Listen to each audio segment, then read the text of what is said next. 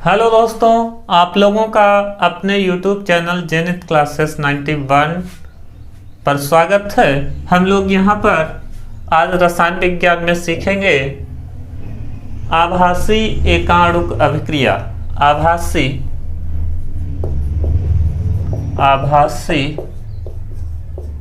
एकाणुक अभिक्रिया, pseudo unimolecular reactions, आभासी एकाणुक अभिक्रिया। तो इसका मतलब ये होता है भाई कि ऐसी रासायनिक अभिक्रिया जिनकी कोट एक किंतु आणविकता एक नहीं होती है, उसको हम लोग क्या कहेंगे? आभासी एकाणुक अभिक्रिया कहेंगे। तो इसमें लिखेंगे ऐसी रासायनिक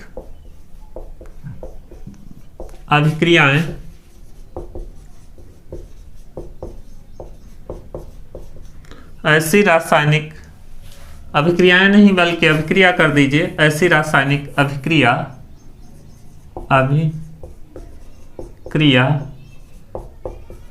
जिसकी कोटि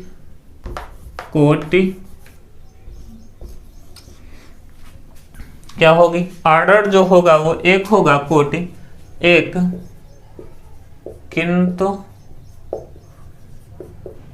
आणविकता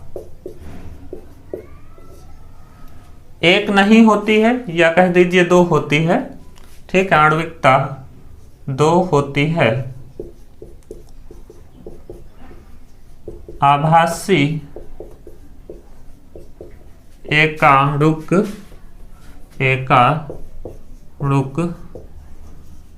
अभिक्रिया कहलाती है। क्या कहलाती है? आभासी एकाणुक अभिक्रिया कहलाती है। जैसे एग्जांपल के तौर पे हम कहें कि अभिक्रिया जैसे C12H22O11, ये चीनी है, इसको जल में घोलें तो ये हमारा बन जाता है C6H12O6 ग्लूकोज और C6H12O6 फ्रक्टोज। ग्लूकोज और फ्रक्टोज दो चीजें बन जाती हैं। तो यहाँ पर देखा जाता है जो अभिक्रिया का वेग है वो dx/dt वो अनुक्रमानुपाती होता है C12H22O11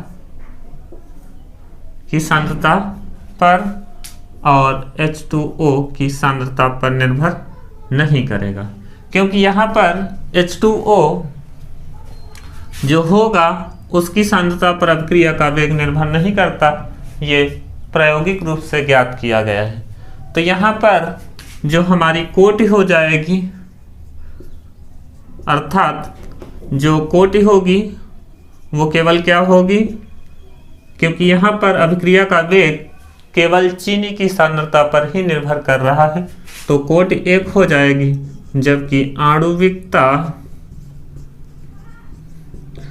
1+1, अर्थात अणुओं की संख्या कितनी है? चीनी का एक अणु है और जल है, तो ये हमारी आणुविकता हो जाएगी 2। तो यहाँ पर सीधा सा मतलब यह है कि ऐसी रासायनिक अभिक्रियाएं जिनकी कोटि एक होती है किंतु आणविकता एक नहीं होती है या 2 होती है, तो उन अभिक्रियाओं को हम क्या कहेंगे? आभासी एकाणुक अभिक्रिया, स्यूडो यूनिमॉलिक्यूलर रिएक्शन। आगे आते हैं, हम यहाँ पर समझते हैं आगे शून्य कोट की अभिक्रिया। शून्य कोट की अभिक्रिया क्या होती है, इसको हम यहां पर समझते हैं।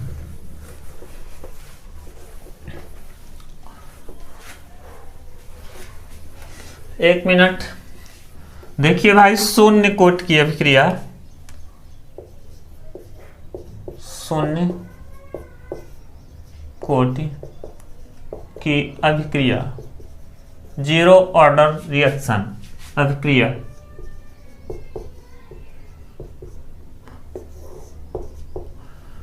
तो पीछे हम लोग इतना पढ़ चुके हैं इसके पहले वाली वीडियो में कि m+n अर्थात कोई भी यदि अभिक्रिया का वेग अर्थात अभिक्रिया का वेग किसी भी अणु पर यदि निर्भर नहीं करता है, अर्थात जितने भी अणु भाग ले रहे हैं अभिक्रिया में उसमें किसी भी अणु की सांद्रता पर अभिक्रिया का वेग निर्भर नहीं करता है, तो उसको हम लोग क्या कहते हैं, शून्य कोट की अभिक्रिया कहते हैं। तो सीधी सी परिभाषा इसकी होगी, ऐसी रासायनिक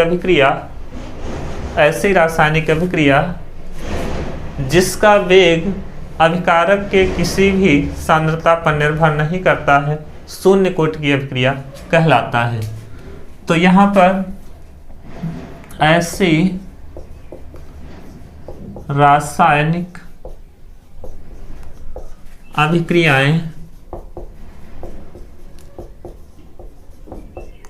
ठीक है, या ऐसी रासायनिक अभिक्रिया जिसका वेग अभिकारक अर्थात जो पदार्थ भाग ले रहे हैं या अणुभाग ले रहे हैं, तो ऐसी रासायनिक अभिक्रिया जिसका वेग अभिकारक के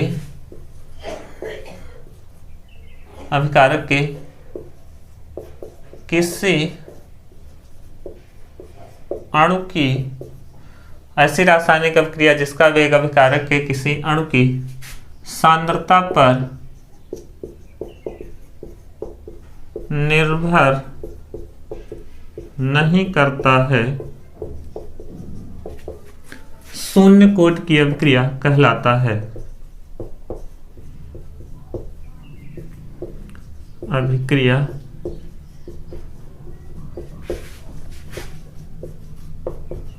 कहलाता है, यह शून्य कोट की अभिक्रिया होगी। अब यहां पर हम इसके आगे सीखने वाले हैं शून्य कोट की अभिक्रिया के लिए वेग स्थिरांक का मात्रक और वेग स्थिरांक का व्यंजक भी। तो यहाँ पर पहले हम हेडिंग डालेंगे, ये इम्पॉर्टेंट टॉपिक है भाई, प्रायः एग्जाम में पूछा जाता है कि शून्य कोट की अभिक्रिया किसे कहते हैं, इसके लिए वेग स्थिरांक का मात्रक, और या फिर ऐसे भी पूछा जाता है शून्य कोट की अभिक्रिया किसे कहते हैं, शून्य कोट की अभिक्रिया के लिए वेग स्थिरांक का व्यंजक प्राप्त कीजिए। ठीक है, तो यहाँ पर हम हेडिंग डालेंगे शून्य कोट की अभिक्रिया के लिए वेग स्थिरांक का व्यंजक। शून्य कोट की अभिक्रिया के लिए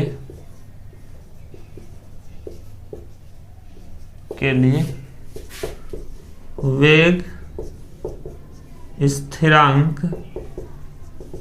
का व्यंजक। हम यहाँ पर शून्य कोट की अभिक्रिया के लिए वेग स्थिरांक का व्यंजक निकालेंगे, अर्थात उसको प्रूफ करेंगे। तो भाई हम लोग इतना जान चुके हैं कि ऐसी रासायनिक अभिक्रिया जिसका वेग अभिकारक के किसी भी सांद्रता पर निर्भर नहीं करेगा, वो क्या कहलाएगा, शून्य कोट की अभिक्रिया कहलाएगा। तो हम मान लेते हैं, यहाँ पर थोड़ा समझ लीजिए कि हमारी ये अभिक्रिया, अर्थात यहाँ पर हम मान लेते हैं ए अभिकारक क्रिया करके उत्पाद बनाता है, उत्पाद। यहाँ पर मान लेते हैं समय जब 0 रहा हो तो इसकी प्रारंभिक सांद्रता ए रख लेते हैं, और जब समय 0 होगा तो उत्पाद हमारा 0 बनेगा। ठीक है, अब यहाँ पे समय जो हमारा t हो जाता है तो यहाँ पर उत्पाद x बन जाता है, तो यहाँ पर a माइनस एक्स, अर्थात a की सांद्रता में कमी आएगी a माइनस एक्स की। ठीक है, इतनी बात। अब यहाँ पर क्या कहेंगे, शून्य कोट की अभिक्रिया रहेगी, तो d/dx अर्थात अभिक्रिया का जो वेग होगा वो अनुक्रमानुपाती होना चाहिए था एक ही सांद्रता की किसी भी अभिकारक के अणु पर नहीं निर्भर करेगा। अर्थात अभिक्रिया का वेग जो अनुक्रमानुपाती होगा अभिकारक जो A रहेगा उसकी सांद्रता के 0 के, अर्थात जो सांद्रता हमने लिया उसकी घात 0 ले लिया। क्यों? क्योंकि इस पे ये निर्भर नहीं करेगा, इसलिए उसकी घात क्या ले लेंगे? 0 ले लेंगे। यहाँ पर अनुक्रमानुपाती का चिन्ह हटाते हैं तो के नियतांक लगाते हैं तो dx/dt जो होगा, सॉरी यह पेटी है, dx/ जो dt होगा वो क्या हो जाएगा? k और 1 की सांद्रता की घात 0। ठीक है। जहां पर क्या है, यहाँ k एक स्थिरांक है जिससे अभिक्रिया का वेग स्थिरांक कहेंगे, जहां लिख देंगे या आप ऐसे कह दिए यहाँ k एक स्थिरांक है जिससे अभिक्रिया का वेग स्थिरांक कहते हैं।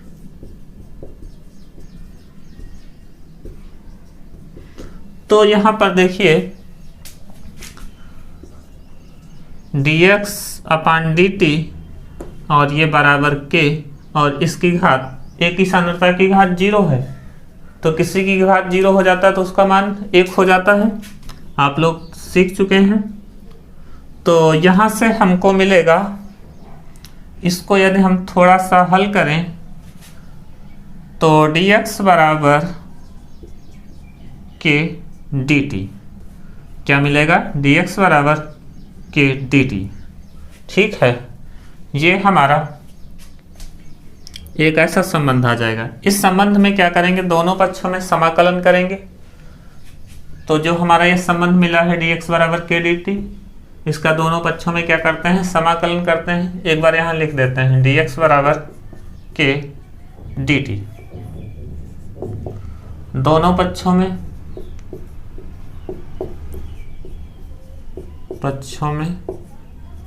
x के, या दोनों पक्षों में ऐसे लिख दीजिए समाकलन करने पर, दोनों पक्षों में समाकलन करने पर। ठीक है, जो स्पेशली मैथ वाले बच्चे होंगे वो इस बात को बहुत आसानी से समझ पाएंगे, और जो बायो से हैं लोग उनके लिए हम स्पेशल बता रहे हैं। ठीक है, इसको ध्यान से आप समझेंगे। तो समाकलन का मतलब होता है छोटी छोटी राशियों को जोड़ करके बड़ा करना, अर्थात छोटी छोटी राशियों को एकदम से बड़ा करना, अर्थात बड़ा करना। छोटी छोटी राशियों को जोड़ने के लिए हम क्या करते हैं? समाकलन का उपयोग करते हैं।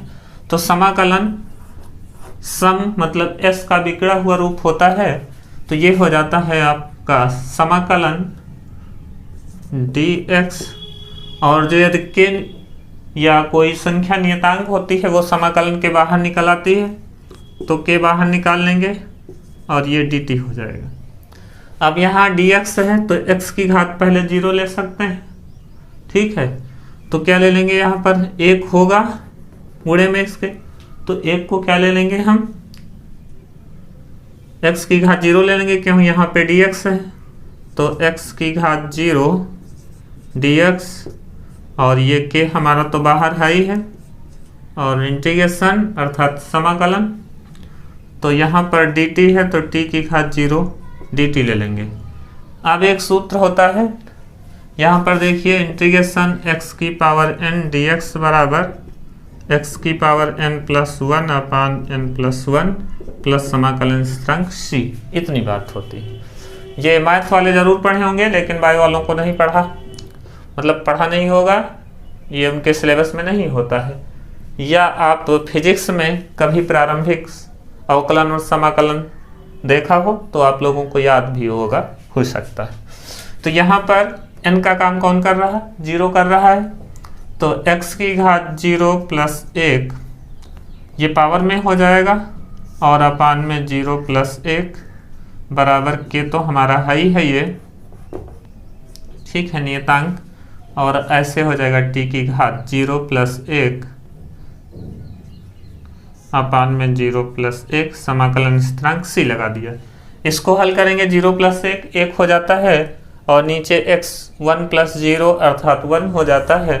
तो हमको मिल जाएगा क्या, x बराबर k t + c। ये इक्वेशन नंबर 1 मान लेंगे। ठीक है, इतनी बात। अब देखिए यहाँ पर क्या होने वाला है इसके आगे।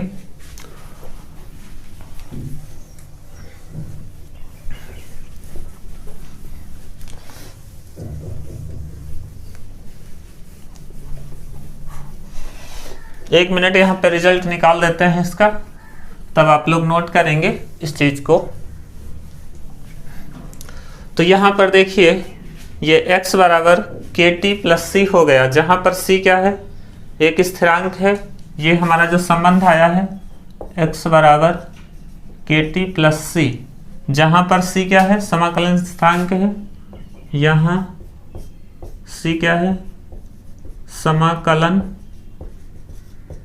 स्थिरांक, इंटीग्रेशन कांस्टेंट है, समाकलन स्थिरांक, c समाकलन स्थिरांक है।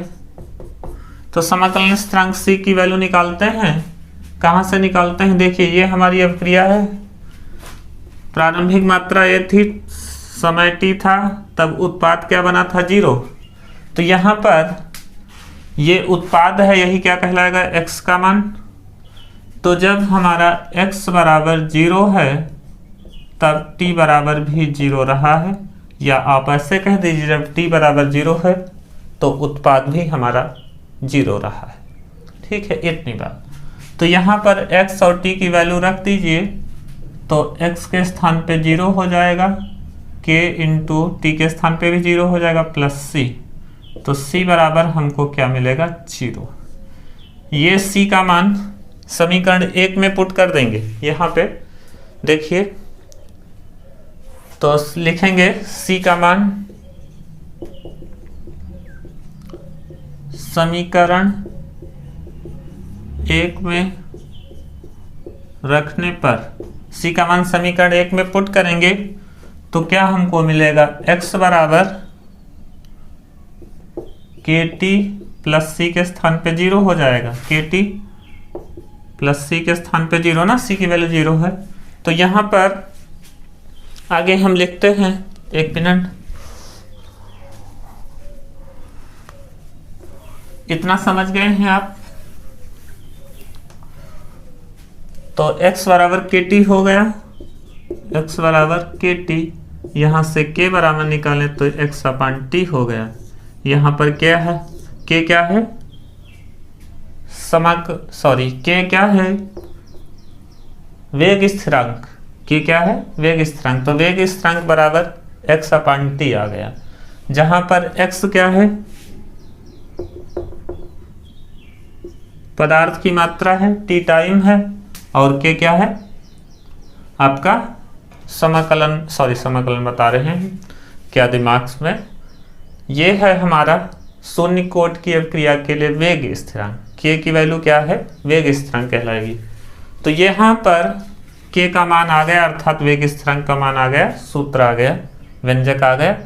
तो यहाँ पर हम वेग स्थिरांक k का यदि मात्रक निकालें, वेग स्थिरांक, इसी को हम कहेंगे k का मात्रक। ये बहुत बड़ी कोई हेडिंग नहीं है, छोटी सी हेडिंग है एक। तो यहाँ पर x क्या है, पदार्थ की मोलर सांद्रता है, और t क्या है, टाइम है। x क्या है, पदार्थ की मोलर सांद्रता है। तो k बराबर, ऊपर मोलर सांद्रता को काहे से लिखते हैं, मोल प्रति लीटर में। ऊपर x का मान क्या होगा, मोल प्रति लीटर, और नीचे क्या होगा, समय है, इसको सेकंड या मिनट में लिखेंगे, तो सेकंड में लिख देते हैं। तो ये हमारा मात्रक आएगा मोल प्रति लीटर प्रति सेकंड। ये लीटर प्रति में होगा, सेकंड भी प्रति में होगा। तो मोल प्रति लीटर, अर्थात लीटर की घात -1 प्रति लीटर, और सेकंड की घात भी -1। ठीक है, इतनी बात। इसको पढ़ेंगे मोल प्रति लीटर प्रति सेकंड। तो ये हमारा हो गया शून्य कोटि की अभिक्रिया के लिए वेग स्थिरांक का व्यंजक और उसका मात्रक। अब यहाँ पर हम शून्य कोटि की अभिक्रिया के कुछ एग्जाम्पल सीखेंगे। हाँ, तो देखते हैं शून्य कोटि की अभिक्रिया के कुछ एग्जाम्पल।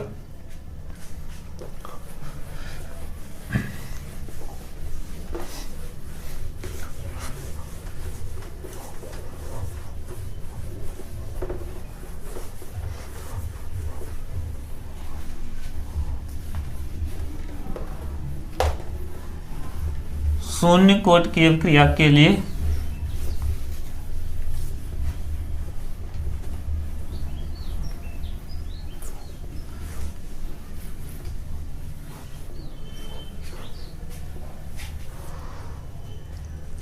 तो यहां पर हेडिंग लगेगी शून्य कोटि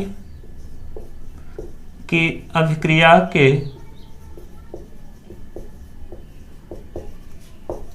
उदाहरण।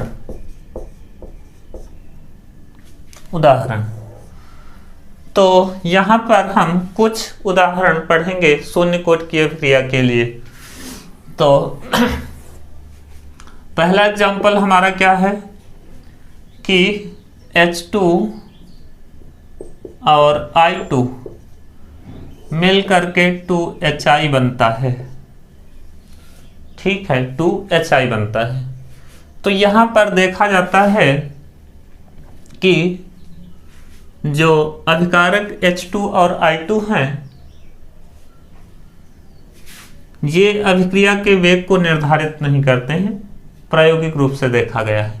यहां पर AU का पृष्ठ अर्थात आरंभ का पृष्ठ जो होता है वो अभिक्रिया के वेग को निर्धारित करता है। H2 और I2 से हमारा 2HI बनता है। तो यहाँ पर जो बनता है HI अर्थात जो अभिक्रिया होने की दर है, ना तो H2 की सांद्रता पर निर्भर करता है ना तो I2 की, अर्थात एक बाहरी पदार्थ जो होता है AU आरंभ का पृष्ठ, उस पर अभिक्रिया का वेग निर्भर करता है। तो इसलिए क्या है, ये शून्य कोटि की अभिक्रिया है। दूसरा एग्जाम्पल है कि H2 प्लस Cl2 ये क्रिया होती है और 2HCl बनता है। तो यहाँ पर भी H2 और Cl2 अभिक्रिया के वेग को निर्धारित नहीं करता है, बल्कि कौन करता है, प्रकाश, लाइट। सूर्य का प्रकाश क्या करता है, अभिक्रिया के वेग को निर्धारित करता है। ठीक है, और H2 और H2 और Cl2 की सांद्रता क्या करती है, अभिक्रिया के वेग को निर्धारित नहीं करती। तीसरा एग्जाम्पल ये है हमारा N2O नाइट्रस ऑक्साइड का अपघटन होता है। तो एक AU के पृष्ठ पर ही होता है और यहाँ पर बनता है N2 प्लस 1/2 O2।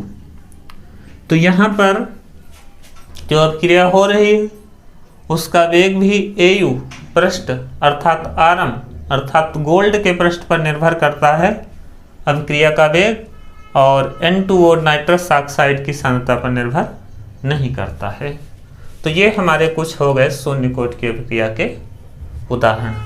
तो उम्मीद करते हैं दोस्तों जितनी बातें आप लोगों को सिखाई गई हैं वह आसानी से आपको समझ में आई होंगी, और यदि सारी चीज़ें आप लोगों को समझ में आई हैं तो वीडियो को लाइक ज़रूर करें और दोस्तों के साथ ज़्यादा से ज़्यादा शेयर करें। ठीक है दोस्तों, तो इस वीडियो में इतना ही रखते हैं, फिर मिलते हैं नए टॉपिक के साथ। जय हिंद, वंदे मातरम।